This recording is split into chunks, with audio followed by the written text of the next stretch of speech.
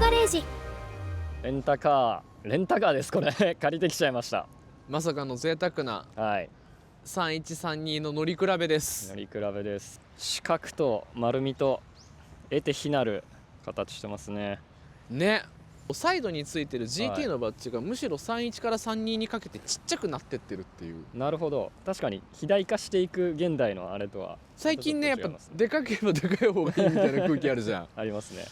これはいいよね。いやー美しいですね。本当にやっぱ年代的にこう角が取れて丸くなっていくというか、はい、ちょうど時代の変わり目。31が本当に過渡期だよね、もう一昔前だともっと角張ってるじゃん、はいはいはいはい、箱スカもそうだし、確かにこっから丸くなっていって、で最終形態が今でいうと3号か。はい、スカイラインといえばねやっぱテールがなんといっても丸4灯、これこの間のイベントで、はい、日産の自動車学校の学生ありましたがね。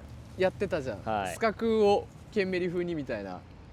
やっぱこの丸4灯がアイデンティティというか、これにスカイラインらしさを感じるところあるっていう。後ろから見てるだけでこう幸せな気持ちになりますちょっと余談ではあるんですけど、はい、これっぽいテールのトラックいるよね。あ、います絶対スカイラインっぽい。あとゴミ収集車でも丸4灯たまにいてでこの間のその日産の学生さんが作ってたケンメリカスタムか、はい、あれトラックの丸4灯流用したらしいじゃん。なるほどなるほどその動画も見ていただければと思います、はい、やっぱりこの年式層のこの赤塗装のやれ感は出てくるね。出てきてますね、赤ってやっぱやれるよな、やりやすい色だよね。ホンダのフィットもそうだし、郵便局のポストもそうだし赤塗装はやっぱりやれますね。どこのメーカーもまあ赤は。最近流行ってるマツダのCX 系の赤、あれれもうあと15年ぐらいするとこうなってくるのやっぱりこのバッジはテンション上がるね。上がりますね。本当にこれ作った人天才だよな。天才ですよね。このシンプルに中にエンボスがあっての、あと鍵がかっこいいじゃないですか。見せたいちょっとお見せいただいて。ちょっと盗難が多い車なのでこの鍵先は隠すんですけれども、ちょっとね丸っこい中にちょっとくぼんで GTR のエンブレムが、これねクリアのきらめく美しいなんかこうタイムレスな車ではあるなと思うけど、やっぱりこう鍵見ると時代感じるよね、感じますね。割と細くてびっくりしました。細くてもうちょっとこの後からここにちょっと樹脂ついてきてでかくなって、今の鍵めちゃくちゃでかいじゃん。でかいですね。大体つつましいです。つつましい。ちょっとエッチですね。エッチですねやっぱでも見れば見るだけ和ナンバーついてるの違和感あるわ。違和感ですね車両重量的には GTS31 の方が1600キロ、はい、で32の方が1700キロと意外とそんなに違いがない。1700か。でもその当時のスポーツカーの中だとやっぱり重かったんだよね、イニシャル D でもこう車重に対してっていうところで最後ブレーキ垂れて、ナイトキッズのたけしさんがまさにこの車ですもんね。なんか熱いっすね。こういうことだったのかみたいなただまあ俺らが今日わっと走りに行くぐらいだと、その重さ感というかブレーキの垂れ感みたいなところまではおそらく分からない。そうですねどこまで腐敗神話の R を感じられるか。なるほどね、楽しみです。楽しみですね。はい、行きましょうか。はい、サンダーオートガレージ。まずは R31、新旧対決だよね。ですね。時代を感じる2台ですね。3人以降とかなんか乗せてもらったこととかあるけど、まだ今日乗ってないのよこれ、1回も。楽しみですね。これからですね。はい、行きましょう。お願いします。じゃあまずエンジン始動。いい音するね。気持ちいいですね。行きましょうか。はい、安全運転で。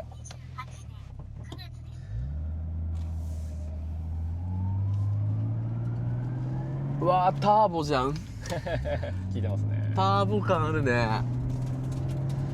こちらは R31 の GTSX というモデルになります、ね。SX、はい。でまあ一応最上級グレードになるのかな。はいはい。でエンジンは RB20 っていう26の前ですね。そうですね、はい、2リッターの、エンジンになります。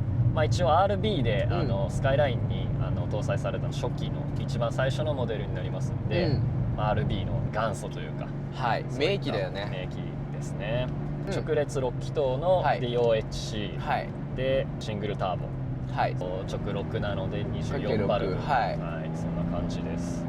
で一応馬力的に言うと180から215、その時代で200弱って結構すごいよね。今箱根のターンパイクの上りなんですけど、全然ストレスなく上っていくし、むしろちょっと速い軽量な感じですかね。この時代にしてはターボの効きもレスポンス速いし、速い、思った。もっと後でドッカン来るのかと思ってたら、ちょっと踏んでみますね。速いね。速いですね。ハンドリングとかはどうですか？32乗らせてもらってたじゃん。そうですね。やっぱ32と31の間に大きく壁があるね。本当に俺が普段 TBCC で扱ってる年代の車って大体90年代ぐらいの車が多いんで、どちらかというと32寄りというかなんですけど、ちょっとフル車だなって感じはあるっすね。どうなんですか、足回りは？足回りはですね、これは FR 後輪駆動車で、リアにですね初代のハイキャス、出たハイキャス、入っております。ハイキャスってちょっと改めてご説明してもらっていいですか？ハイキャスっていうのは、日産開発した、リアがですね、ソーダをしてくれる。それあれだよね、車庫入れが楽とかっていうやつじゃなくてではなくてですね、で、R31 に関しては、初のハイキャスで、直線の、安定性っていうところを狙って、開発した。今のこのコーダリングで、インにっていうよりかは直線でって感じなんですか？そうですね、直線メインの、ものになります。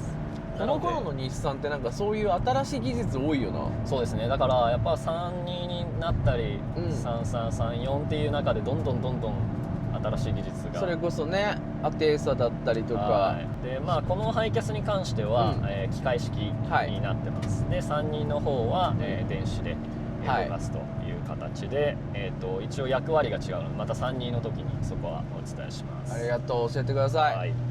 で、一応オプションの機械式 LSD が、入っていて、サスペンションは、ここは難しい話にはなりますけど、31がストラット式、32はマルチリンク前後ですね。これはやっぱ早かったんだ、その当時は。当時は早かったんじゃないですかね。で、これが85年で90年くらいまで発売されて、32が91らへんですね。デビューが。そうか、じゃあ本当にここにグッと技術の進歩があったんだね。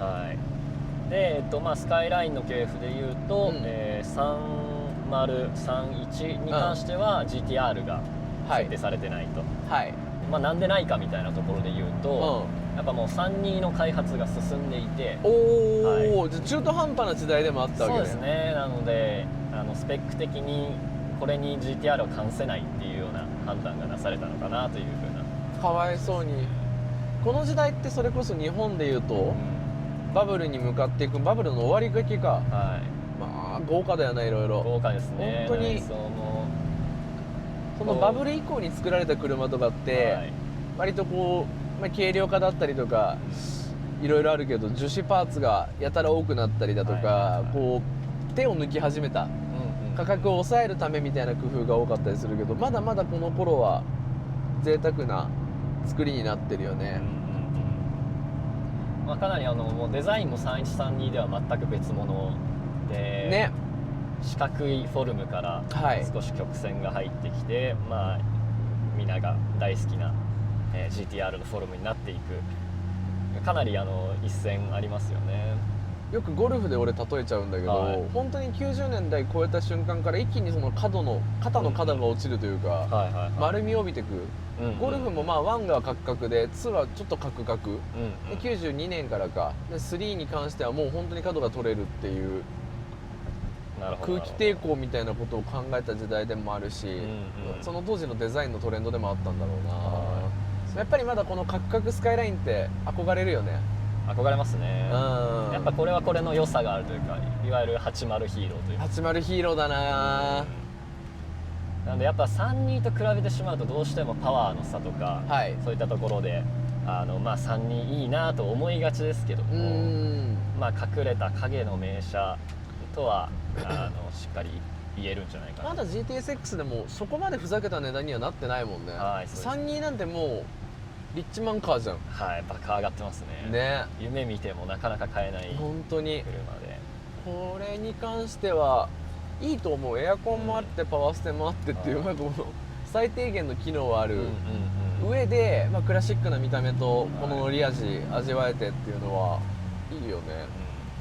あ、面白いな。でも比較して乗り比べられるのいいね。そうですね、うんまあ、32と比べてどうですか？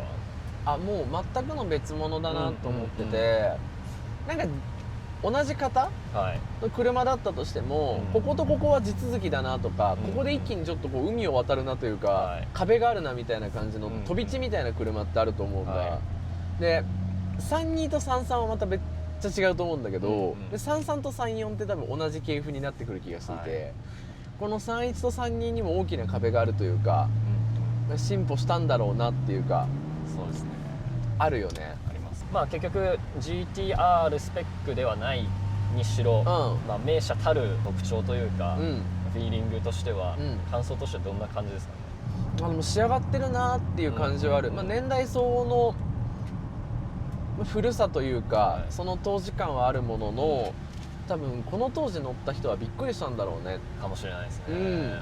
技術の進歩が適切にというか、なのでまあ34はニュルで記録を残したりとかっていうところも見られたりするそうなんですけれども、31と32の当時のキャッチコピーを何あでもあったよねキャッチコピーって、はいあの当時 R31 に関しては、うんちょっとハイソな感じがあるんですかね。なんか、はい都市工学スカイラインなんでしょうね。シティボーイの結構デート車なんてそういうイメハイージソカーともあったのかないうかデートカはー、いでそこにプラスでインテリみたいなインテリジェンスなおー技術が入ってきてみたいな、そんなイメージだったのかななんてなるほどね想像します俺らの世代ってさ、この当時の車のイメージを想像でしかないじゃん。けどそうですね。あの当時の例えばだけど隣のクラスのあいつが乗ってたみたいな、はいあんまりその具体的なイメージが湧かないので、なんかコメント欄とかであの車はこんなやつが乗ってたんだよみたいなの聞けたら嬉しいよね。教えていただきたいですね。ね、俺が私物で乗ってるゴルフ2もおじさまとかからすると、まあ、こんなんよく150万も出したなみたいなもう最後捨てたんだよみたいな話をよくされるんだけど、なるほどなるほこういう世代間のこの車のイメージ、国ごとでもギャップってあるじゃん、ど。はい。やっぱなんだろうねそうすると価値も違ってきますもんね。変わってくるよね、うんアメ車のあの車とかをこんなにアメ車っぽく扱ってるのは日本だけであって、本国だったらもうただの下駄車だったりとか、どう思われてんだろうね、見てくれてる外国の人からしたら。そうですねこのスカイラインのイメージをはい。コメント欄でぜひ教えていただきたいですね。いただけたら、うちの国だとこんな感じのイメージだよっていう、教えてほしいです。それこそちょっと昨日ですね、この車をレンタルして、まあ、機材の準備とかでですね、はいたまたまこう渋谷に行く、予定がありまして、はい。スクランブル交差点おを、おR32 の方ではい通ってきまして、大注目でしょ。いや大注目ですね。もう撮っていい撮っていいみたいな、そうだよね、悪いことできないね。10人くらいパシャパシャと、撮っていただいて気分いいですよね。そうだよね。やっぱりその日本の宝に観光資源だもんな、もう。観光資源もまさにそうですね。ね。なんでやっぱりこうね、ぜひともこう日本に来てうん。スカイライン GTR に乗るっていう経験ってなかなか貴重な、しかも24時間4万円とか安すぎるんだってこれおかしいよ値段。おかしいですね。ぜひ体験していただきたいですね。サンダーオートガレージ。